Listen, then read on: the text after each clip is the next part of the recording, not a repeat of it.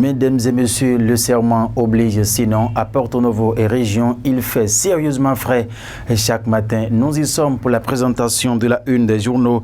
Ce matin, le calendrier des faisans annonce une journée plus ou moins reluisante aujourd'hui. Mesdames et messieurs, prenons donc toutes les dispositions afin que cette journée que le Ténébreux Dieu a faite soit celle de l'allégresse, de fruits et de joie pour tout un chacun de nous. Démarrons maintenant tout de suite ce qui fait objet de notre présence ce matin. La présentation des unes de quelques canards. Paru ce matin, calendrier des quarts finales.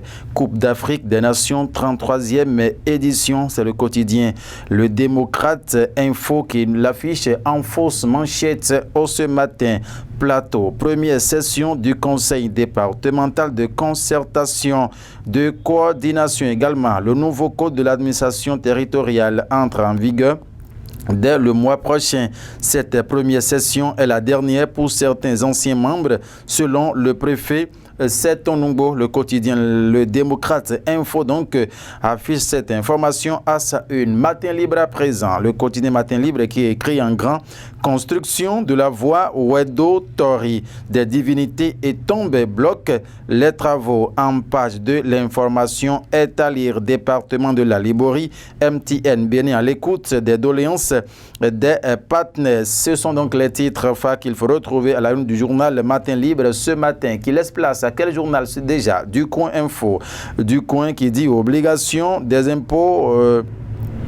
Obligation des impôts à signer sur les maisons en location, ce que risquent les propriétaires non conformes, exclame le journal Du Coin Info. L'information, c'est en page 2 de sa livraison de ce jour. Levée de la sanction de Gaston Zossou par le CEFBF.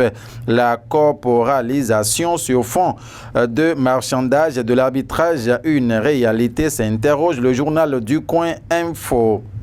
Le challenge à présent, gestion du football béninois, Mathurin Deschacus. La fin de se demande le journal dans sa livraison de ce jour. Les 4 vérités à présent, consommation de l'énergie électrique au Bénin, le paiement en ligne des factures d'électricité pour les compteurs postes et prépayés lancés. Plusieurs donc clients de la SB2E pourront désormais effectuer leur paiement à distance et éviter de faire de longues files au niveau des agences SB2E. Quotidien L'Enquêteur. Conseil des ministres du 26 janvier 2022.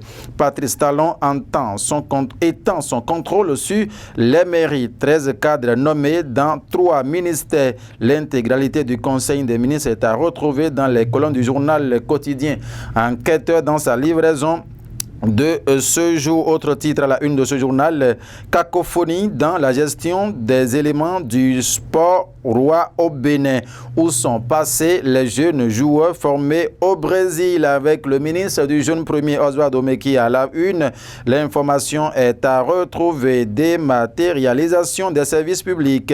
Luc Setonji à Troco veut soulager ses administrés. C'est le journal Enquêteur qui donc l'affiche à la une. Le Télégramme à présent. Église protestante méthodiste du Bénin.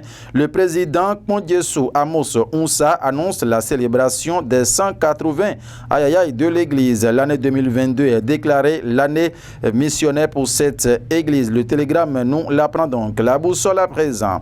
À la suite de son interpellation par l'honorable Gbadamansi et 31 autres députés, le gouvernement libère les arriérés de salaire des travailleurs du COTEB à Parakou. L'intégralité des questions orales sont à suivre et le débat à l'Assemblée nationale sont également à retrouver dans les colonnes du journal La Boussole dans sa livraison de ce jour. Nous allons boucler la boucle avec quel journal déjà? Nouvelle expression, réforme structurelle du secteur de la décentralisation, un accord entre le gouvernement et l'ANCB. Mesdames et messieurs, merci de nous avoir suivis. Voilà ce qu'il faut retenir. Le rendez-vous, c'est encore demain matin si Dieu nous prête vie. Merci à Félicien Bonon, toujours présent au rendez-vous et à l'heure afin de vous servir.